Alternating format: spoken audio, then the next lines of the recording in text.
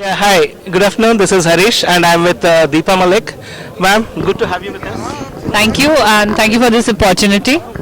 And you really want me to talk about riding and the experience about riding? Well, when I got paralyzed 15 years ago, I've always been riding way back in 84 to 85 to 86. Found a man who bought me a bike and was very happily married, riding around. Of course, these things were not there those days, and we didn't even have access to the knowledge of such events. We were doing our own bit very privately, but known as a rider because it wasn't very common for a woman to ride those days and to get married and get sold on a bike for a lifetime. So I guess it's quite a biker at heart, in love with wheels. But then this happened to me 15 years ago, and got my chest below paralysis due to repetitive tumors, and people kind of declared that I'm going to die in a room. Or often I was a subject of sympathy that, oh Lord, she used to love those wheels and now she's got onto these wheels. And then post paralysis life became a journey of in quest of being a biker again. And that had its own challenges because no one in my country with this disability wanted to ride a bike again.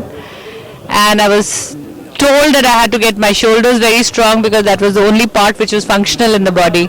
And to be able to ride, I needed a specific bike, and I needed to find people who could make and design that kind of a bike in India for me, and also work on my shoulders because that's the only part which is functional right now. Nothing else supports the balance or anything. And I started swimming and exercising, and coincidentally the sports people found me. So on my journey of being a biker, I turned a sports person, and everything got very interrelated because winning medals got me sponsorships, and sponsorships gave me access to biking again. I got a bike, I made a world record, I was welcomed with open arms, and though I come on these set of wheels and I drive in a car when I come to a Ridermania, but these are the 3 days of my life which I get to relive the essence of being a biker and to celebrate the spirit of biking. And this is one community which has so much of acceptance, so much of brotherhood. I mean,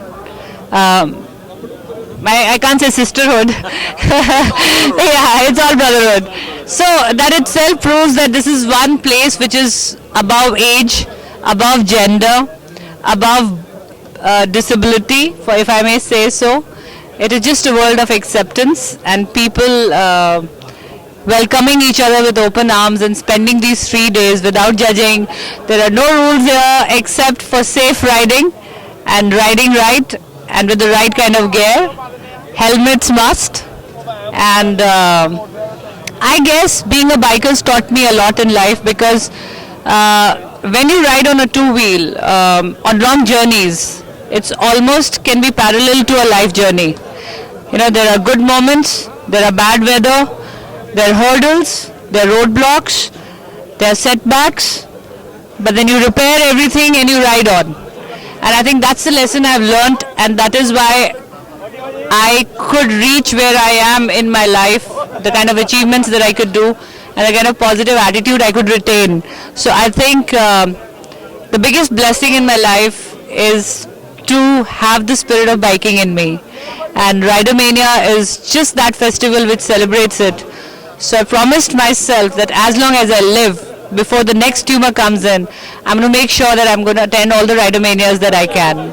So guys, here I am and hope to see you again next year. Wonderful. All the best, ma'am. And where are you headed from here? I'll go back to Delhi, back to a car rally, and then to my serious sports training. Sure. Happy wheeling. But I'm planning to go for the poker run. The Nepalese guys have impressed me a lot. Thank you, ma'am. Thank you very much. You have a nice one.